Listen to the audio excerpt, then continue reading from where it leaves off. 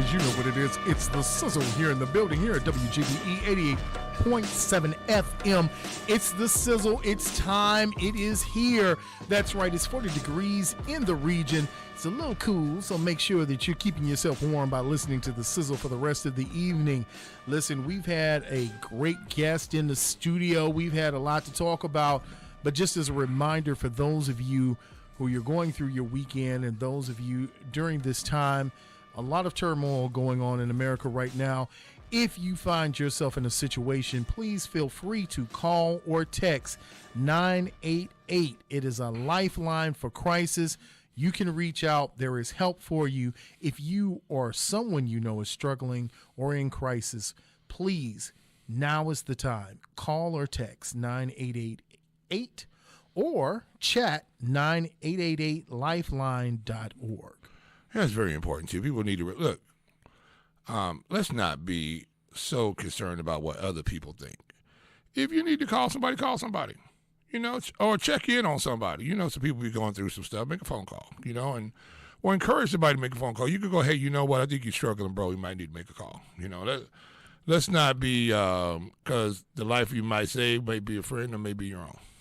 Well, I've always learned that the life that you might save might be your own. So if you are one of those people and you are someone or you know someone who is having substance abuse or mental health issues, it's not an embarrassment. It's not a time for you to say, oh, it's not my problem, I can't help. This is the time. Give them a lifeline.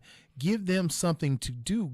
You got a toolkit right here. Yeah. We're giving it to you.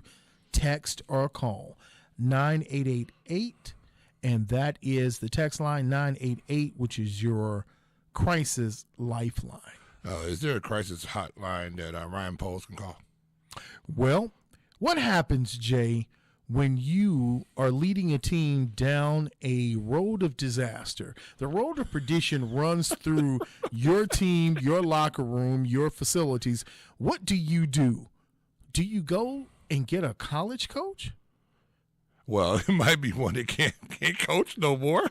Well, listen, man, we got a lot to talk about. And we are here to bring you the hotness, the fire. We're here to talk about the Chicago Bears. Yeah. And because the Bears don't play tomorrow, we've got a day that we can rest on Sunday and not have to worry about watching a Bears game and not have to take extra blood pressure medicine because we just watched. You got to watch a real football team tomorrow. I mean, there's a number of games that you can watch. It's bad. We have Chicago sports right now. It's sort of bad. Even though we see the Cubs have made, significant upgrade in managing. But a tremendous upgrade. Yeah, that was a big deal. Mm-hmm. But this is a Bears town regardless of whatever you say. And now with the beloved not playing this weekend, it's like, what will we do? Will we get entranced by this basketball in-season tournament that they have going on, or are we going to go through and watch old films of Justin Field playing great? Well, I will say this. If you watch some of the tournament, last night's tournament, if you watch Phoenix versus L.A., good game, an excellent game. You thought Phoenix was going to run away with it, and then all of a sudden the Lakers turned it on in the fourth quarter and pulled out a victory. Yeah, I think LeBron played, what was that, 49 minutes? You know what? I mean, he's LeBron, but LeBron can't continue to keep playing minutes like this. I mean, you saw he had a hitch in his giddy up yesterday, and I don't know what that machine they brought out, but it looked like a sledgehammer with a handle, and they were just beating his leg in there. Somehow or another, he got him fixed up, and he was out there running up and down the court doing LeBron stuff. Hey, you have to do what you've got to do. And for all of those who've been concerned about Victor Wembanyama and his frame, if you look at Kevin Durant, he looks as though he looks like he could be a lost child of one of the Temptations. Yeah, and you also look at Kevin Durant. Kevin Durant was built along that same line. Mm-hmm. Just long and thin. Those guys are strong though, but Wembanyama is like 3 inches, 4 inches taller than those guys. Yes, too, and aerobatic and being able to do some things I don't think I've seen out of a 7-footer ever. Oh no, he's so generational. Listen, ladies and gentlemen, the Chicago Bears played their Week 10 schedule, and then they played on Thursday night where they played the Carolina Panthers. The Chicago Bears were victorious 16-13 in a contest that went down to the final quarter. It was a lot going on. The Chicago Bears led in every category when it comes to the box scores: time of possession, first downs, total yards, rushing yards, passing yards, and they also led in penalties. But the one thing they did not lead in, what they didn't lead in, was figuring out who's going to be the quarterback in a few more weeks. Well, I have an idea. They're going to run Justin Fields out there because we still don't know. Well, we do know one thing. Tyson Bagent threw 20 completions for 33 attempts, 162 yards, and he was good. But you know what? There's somebody that can tell us some more and tell us who is better. And it's no one better to have than the Clubhouse's own CCP Network. The man, the myth, the legend, Frank the Tank is in the building. Frank, what's going on with you, man? Not much, buddy. How you doing, man? I am great, brother. Listen, man, we were getting ready to talk about the Bears and what happened Thursday, and maybe we're talking about a new name in the hat, or you know, somebody's going to be a new coach maybe next year. Maybe they'll change that M and put a C on their cap, and then they'll be the new head coach. But we'll get to all of that in a minute. What did you think about Thursday night when the Bears faced the Carolina Panthers? Man, it was a win. We're gonna take a win no matter what. But I mean, at the same time, it was a very, very ugly game. And like, one thing I will say that I was not happy about was I felt like Tyson Bagent played scared. Like he was afraid to throw the ball down the field. Like maybe the coaches kind of, you know, got on him a little bit when it comes down to like how many interceptions he threw the last game, which they should. But I never like it when somebody puts the handcuffs on a quarterback, and that's kind of like what I felt on that one, because he was happy feet that entire game. He missed wide open people down the field just to play check down football, because it looked to me like they were playing a bad team, and the main goal was to just don't make mistakes. Well, I think, too, Frank, the main goal was just to win this football game, because we know a coaching staff was going to be exiting via the Dan Ryan as quickly as they could if they would have lost that football game. And I think, absolutely. And they were just playing not to lose. And I think, like you said, I thought the same thing too, that they put the handcuffs on the kid, because we saw for 3 weeks last week that kid played extremely well for three quarters, played extremely well, and then he had the wheels fall off the trike. That's going to happen. But also, you looked at the kid, too. This time, you know he sees the field really well.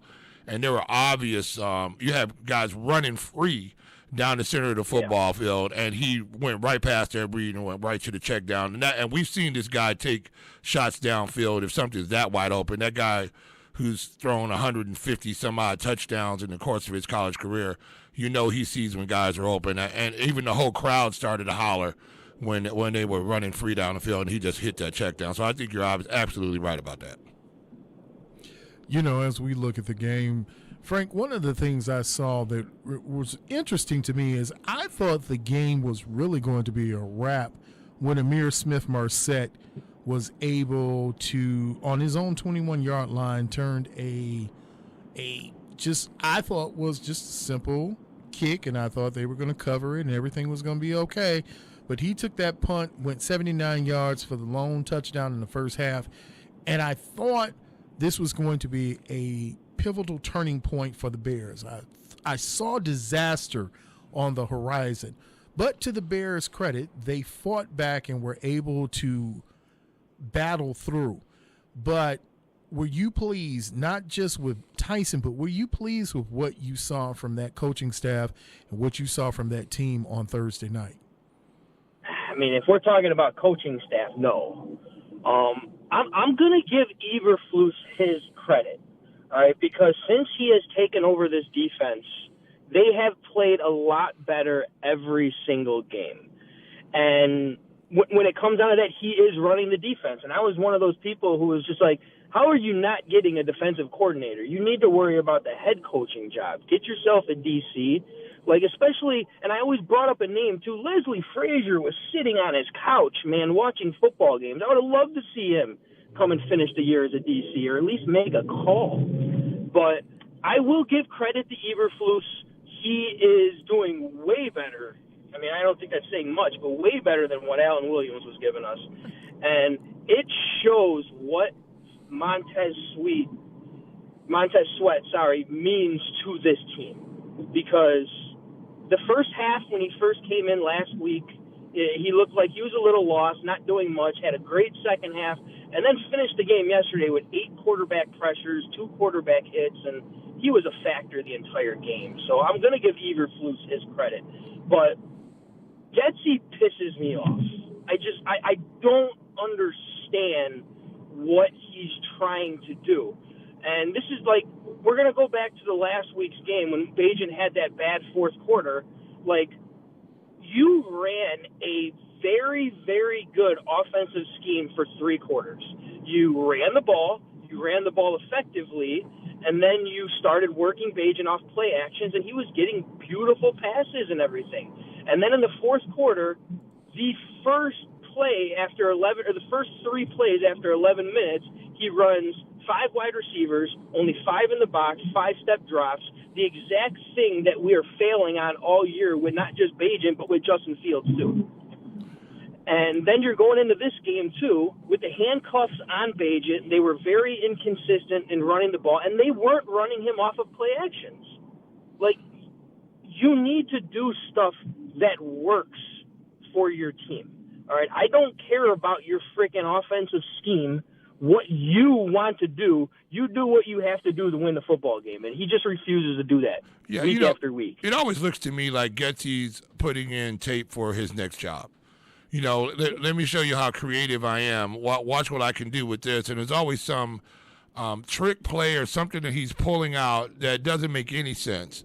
Or you have a young kid we know now who doesn't have the strongest arm out there, and you have him delayed throwing the ball back against his body because he's getting pressure in his face where we know we should be chipping that in.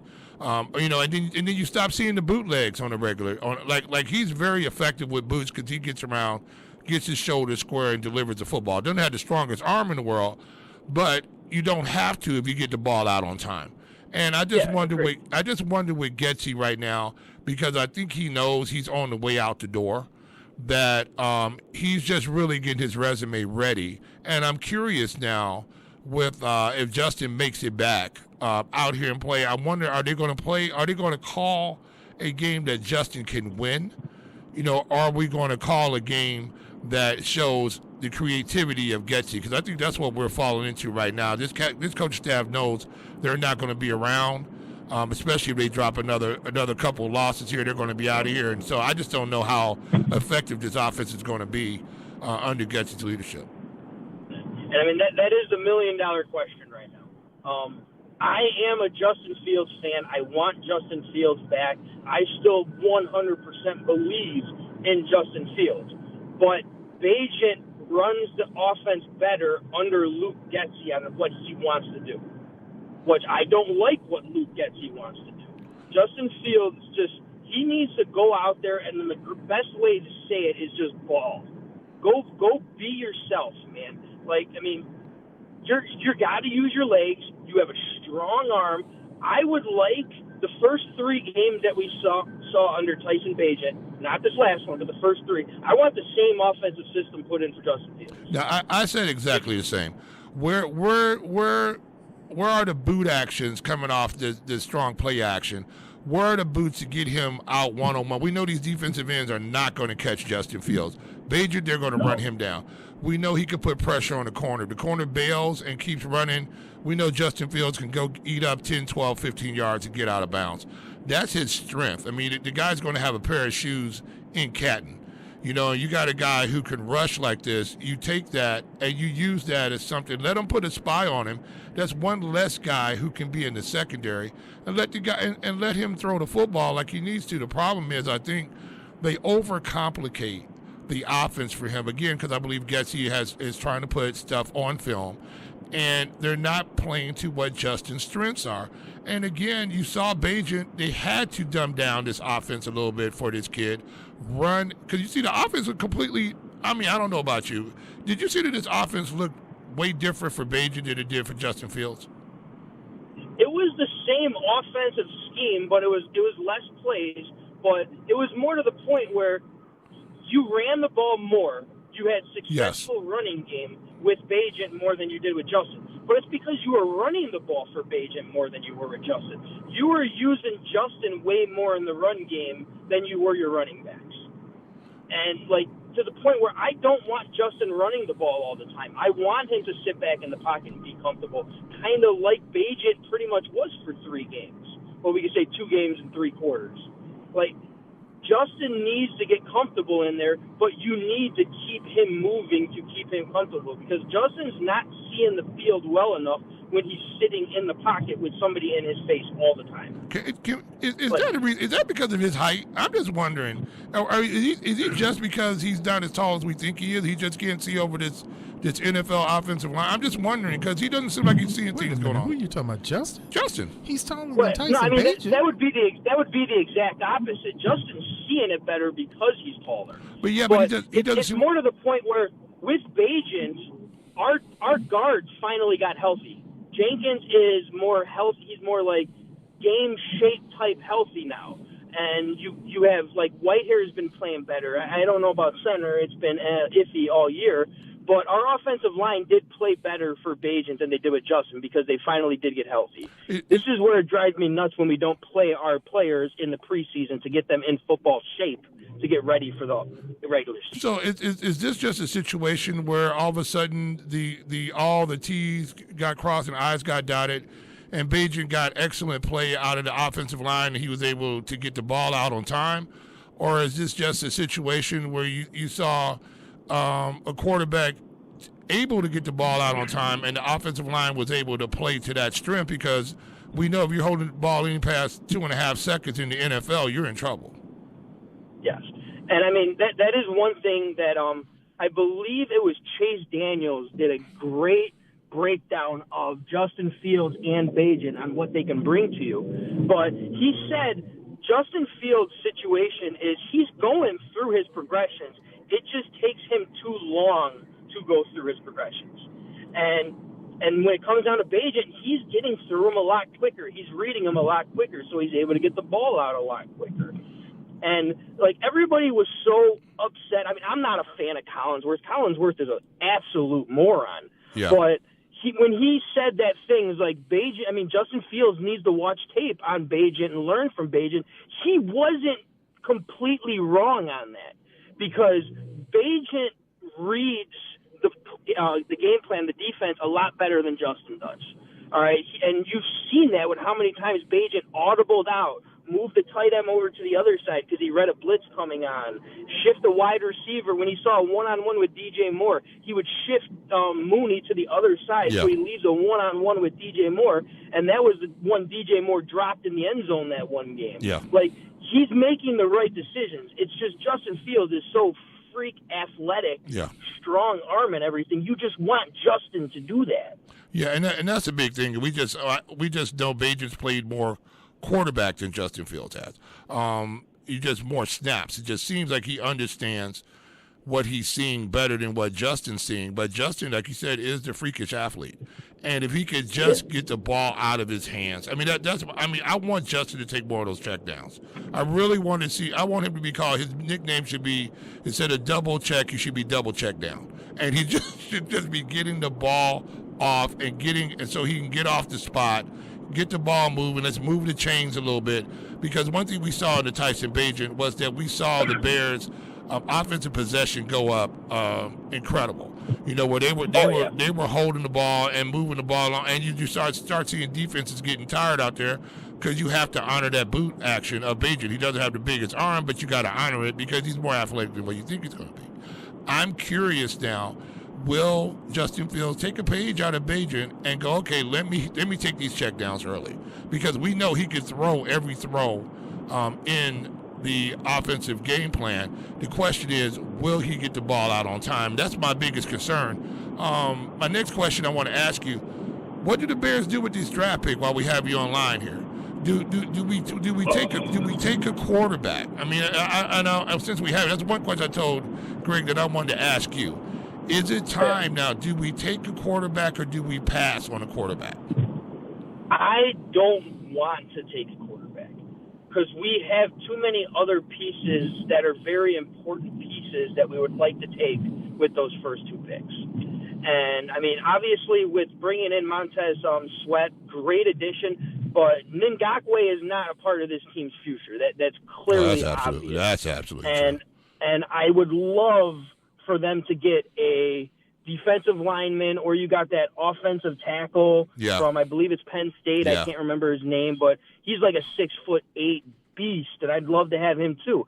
But let's not forget Marvin Harrison Jr. is coming out of this draft too, and as much as I'd rather have a tackle or a defensive pass rusher, if Marvin Harrison Jr. is there, you cannot pass up on him. Yeah, you just can't. Yeah, that's the absolute truth, Frank. I'm already putting him in a Bears jersey right away because you could team him up, and now you have a legitimate one and a legitimate two out there, and that makes your offense better because now these teams can't play these type of defensive backfield sets. You have to go and get over the top of these guys because they're going, especially Harrison.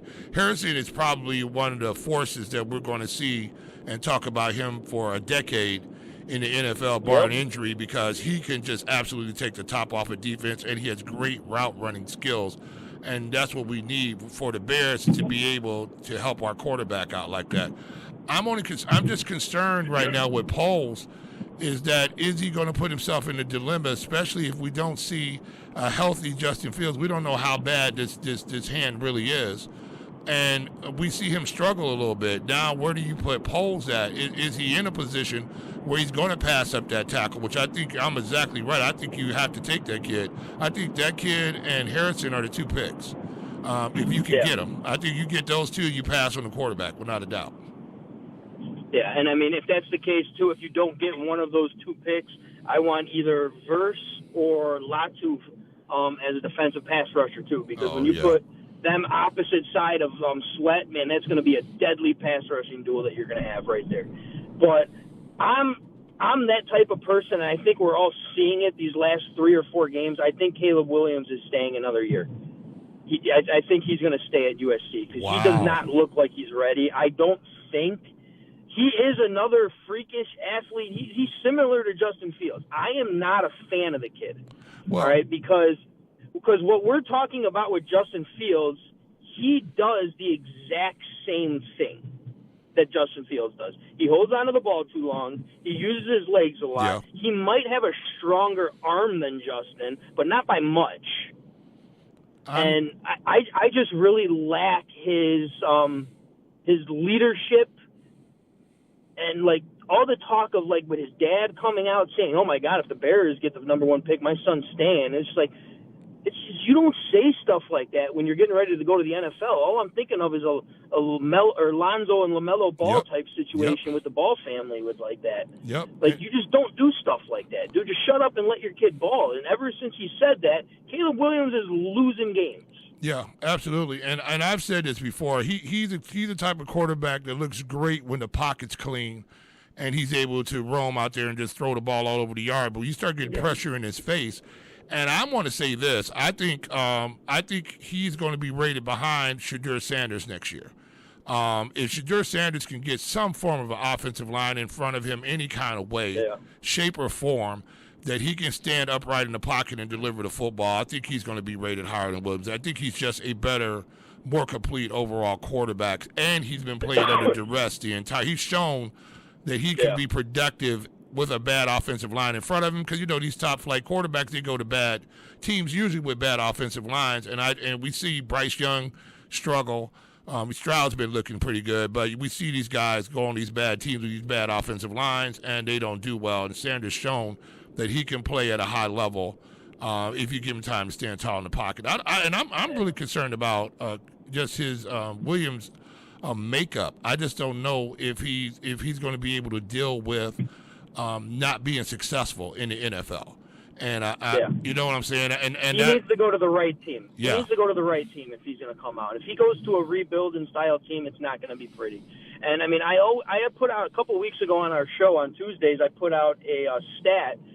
Caleb Williams in his NCAA career against top 25 defenses is 6-7, and he turns the ball over almost 3 times a game. Yep.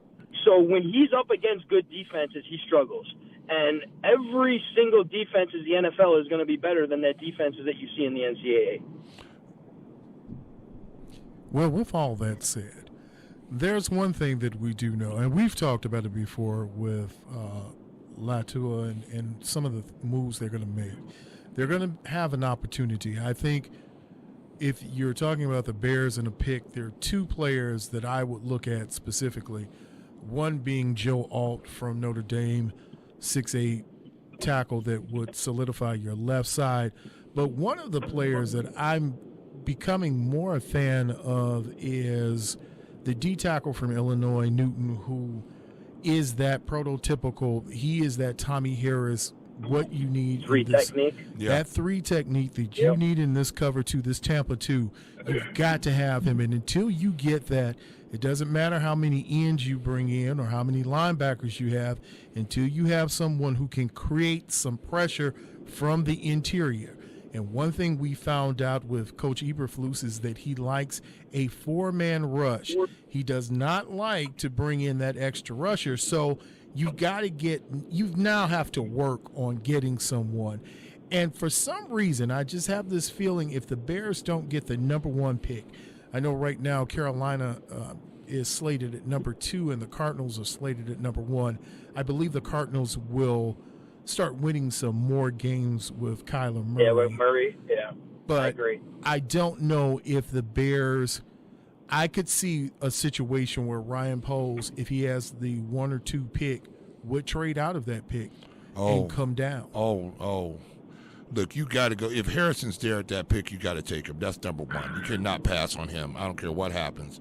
You can. You can. Ryan But Poles, he can and he tough. will. Yeah, it's going to be tough. You can't pass on that but guy. you got a kid. Yeah. Okay, you can say that. We can say that about Harrison, but you got Keon Coleman at Florida State, who is the same body type. Yeah, but he's not Harrison, though. He's not Harrison, though. I mean, Harrison to me is generational. I think this guy, Marvin Harrison is going to be, like how he just said, generational type. I see Justin Jefferson in Marvin Harrison. Absolutely. Jr. Like, I mean, he is a perfect route runner. This guy has been destroying the NCAA since his freshman year. Yeah. That he has. Like, he is just that generational of a talent. And it is going to be an extremely tough call because I'm with you. I think Carolina is going to get us that number 1 pick again because with Kyler Murray coming back, he's going to win a couple games for Arizona. Mm-hmm.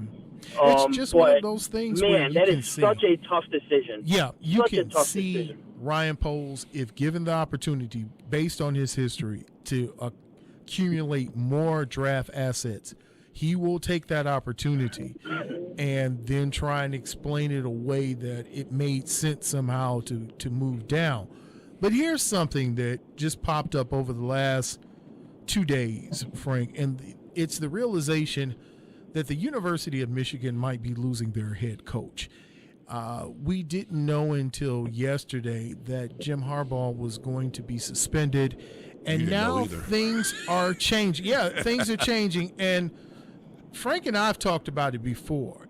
If there's the only quarterback I really like in this draft really is J.J. McCarthy at that top end. Yeah. And if you're talking about now, there's an opportunity for a situation where Harbaugh comes in.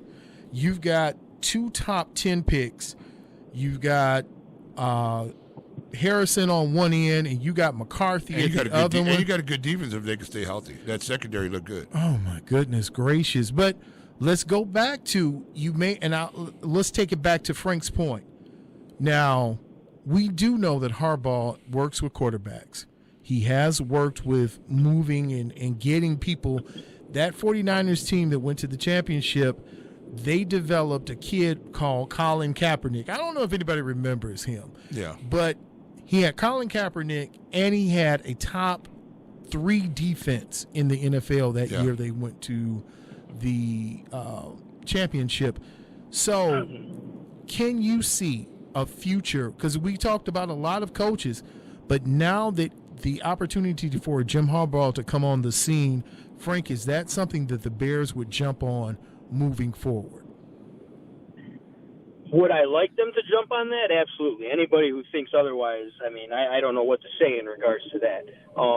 But I don't think the Bears will take him because Bears ownerships don't get coaches like that. It's sad, but I think that's also going to come into play to see how much our president and our general manager, how much leeway they have in this team. Because if Harbaugh comes here, I feel like he's going to want more than just a coaching job.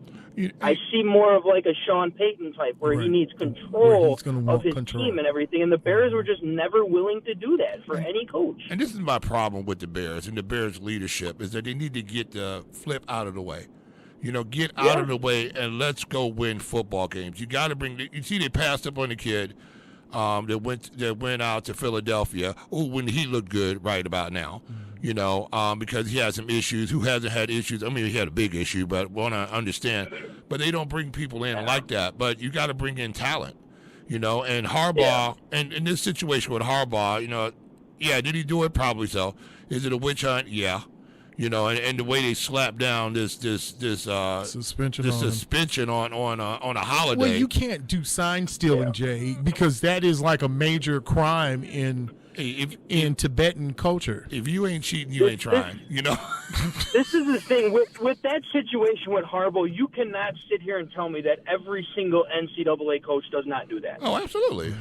Right. Every coach does that. Yeah. It's just the NCAA does not like Jim Harbaugh. That's the problem here. So they're going to do anything in their power to get him out of there. And Harbaugh knows that now, which is probably why he's looking to jump to the NFL again. And working with, to see what Colin Kaepernick was not a skilled quarterback. I'm going to be the one who comes out and said it. He was not. He had a strong arm and he had great legs, but he had horrible accuracy, horrible football IQ. But look at what Harbaugh did with him. Yeah. And yes, a dominant defense and everything too, that's obviously going to help. But I just don't see a realization that they're going to go out and get a Harbaugh, even though every single person in Chicago would love that. Now, Frank, right quick, I know we don't have you here for a couple of minutes, and we definitely want to talk about your hockey. You played hockey tonight, right? I did. I just got back. Luckily, the game started late. I thought I wasn't going to be able to make the show, but at the same time, we blew out the team, so it was a running clock. Oh. So the game ended earlier, so I was still able to make it. So it worked out all good. That worked out well. Hey, I'm curious now, Frank, if Eberflus and his staff don't make it, other than Harbaugh, do you have any idea who might be available? Because my question is now, is the Bears a top landing spot for a quarterback because of this regime we have up at the top who's not really truly football committed? They say they are, but they won't get out the way. Is there? I'm curious now. Are we going to get another no name out here because the Bears are settling to bring somebody in who's going to be a system guy who they can sit down and have Eggs Benedict in the morning instead of bringing in a guy who's going to really go out and go after and try to win this NFC? I had a couple of names that I would like and veteran type people. Honestly, somebody I would have liked 2 years ago instead of Eberflus, and that was Jim Caldwell. Yeah, absolutely. I would love to see Jim. I don't care about his age. I can care less about the guy's age. But I would love to see him come here. He's got experience, and he freaking won a Super Bowl with Joe Flacco, people. I mean, Jesus, if that doesn't say it, I don't know what else can. But, I mean, regardless, I think they're all going to be gone. If anybody is going to stay, it will be Eberflus. But I want to see an offensive coordinator come out of the Shanahan tree again. Yeah. Because everybody is seeing what CJ is doing over in Houston right now. And everyone's like, oh, my God, he's better than Fields. He's not. He was not better than Fields in college and everything. He got a quarterback or offensive coordinator from the Shanahan tree that came in and built a system exact same way and how he thrived in Ohio State.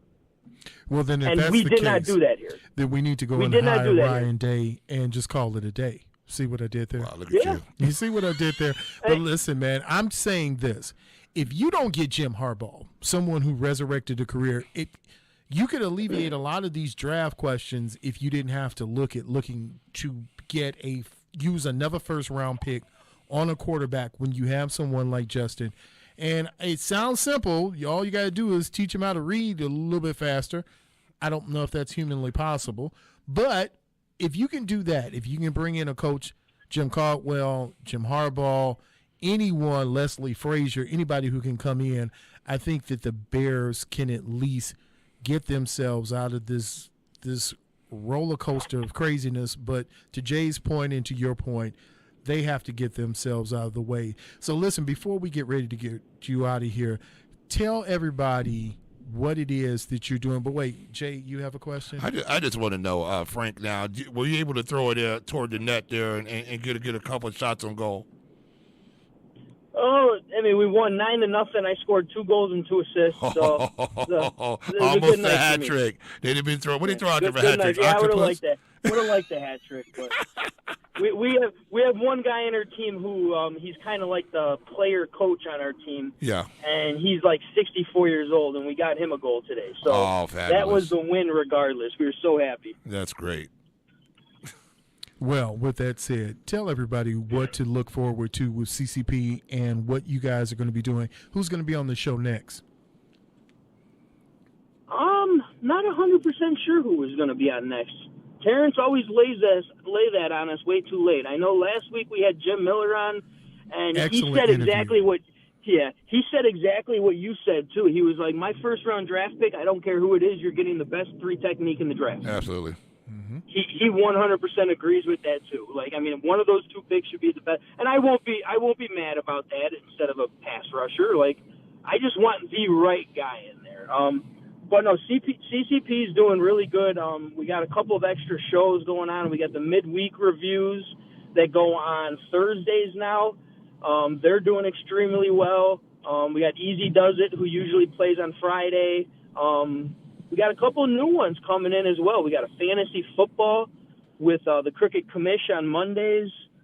So, I mean, we're getting a nice little network going on here. And I'm going to give one big shout-out to Crazy Ace. He came in a few weeks ago, and he wanted to help us get our names out there for YouTube and creating a bunch of short videos for us and everything of all of our shows and all of our little shorts that we make. And we're getting a lot of great exposure since he came in to help us out with that. So I'm definitely